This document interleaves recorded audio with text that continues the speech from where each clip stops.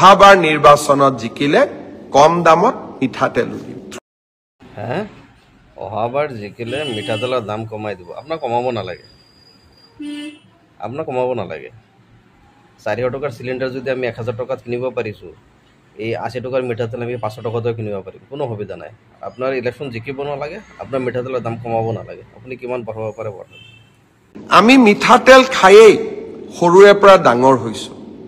Olive oil আৰু sunflower তেল হয়তো আজি মই কিনি খাব পাৰোঁ, কিন্তু অসমৰ কোটি কোটি মানুহে ছানফ্লাৱাৰ আৰু অলিভ অইল দেখা নাই।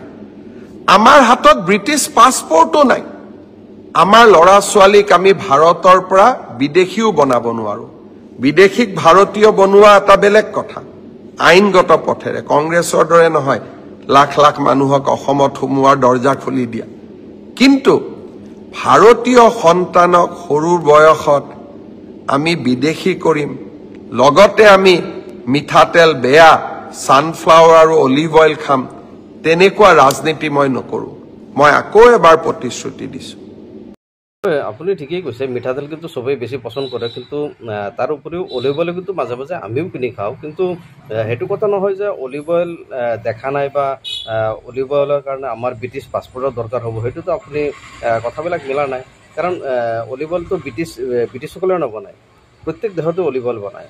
তো আপুনি কৈ আছে যে ব্ৰিটিছ পাছপৰ্ট হ'লে অলিভ অইল আপোনালোকে হয়তো খাব পাৰিব, বা মানে কি কথাবিলাক আপুনি ইয়াত মানে অলপ ফালৰি কাটি গুচি গ'লে যে কংগ্ৰেছে সময়ত বিদেশী মানুহবিলাক আনি পেলাই এইবিলাক কি কথা মানে বুজি পোৱা নাই। সঁচা কথা ক'বলৈ গ'লে আপুনি মিঠাতেল লৈ পেলাই ৰাজনীতি কৰা নাই, কি কৰি আছে সেইটো কওক। আপুনি কি ক'লে যে মিঠাতেল চবেই খায়, আমাৰ হাতত ব্ৰিটিছ পাছপৰ্ট নাই, তো আমি ব্ৰিটিছত গৈ পেলাই মিঠাতেল হেৰি কৰিব নোৱাৰোঁ। তাৰপিছত কংগ্ৰেছে হেৰি কৰি থৈ দিছে, কি ক'লে এইটো বিদেশী মানুহক অসমত আনিছে, তো যি কি নহওক আমি মিঠাতেল খাই খুব ভাল পাওঁ আৰু মিঠাতেল লৈ ৰাজনীতি নকৰোঁ। ৰাজনীতি আপুনি কৰি আছে। কথাবিলাক এনেকুৱা বুজা গ'ল যে মিঠাতেল লৈ পেলাই কংগ্ৰেছ সোমাই গ'ল, বিদেশী সোমাই গ'ল, এইফালে অলপ কথাবিলাক টানি টানি গৌৰৱ গগৈৰ কথাবিলাক ক'লে। তাৰমানে ৰাজনীতি কোনে কৰি আছে মিঠাতেল লৈ পেলাই? আপুনি কৰি আছে, অসমৰ ৰাইজে কৰি আছে।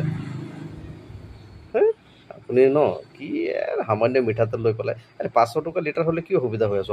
অসমৰ ৰাইজে খাব পাৰিব নহয়, সেইটো আপুনি চিন্তা কৰিব নালাগে, বুজিছে।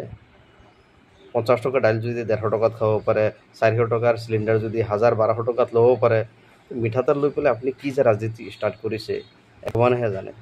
নাজানো যে আপুনি কি চিন্তাধাৰা লৈ পেলাই 2026 ৰাজনীতিত নামি আছে, মই নাজানো।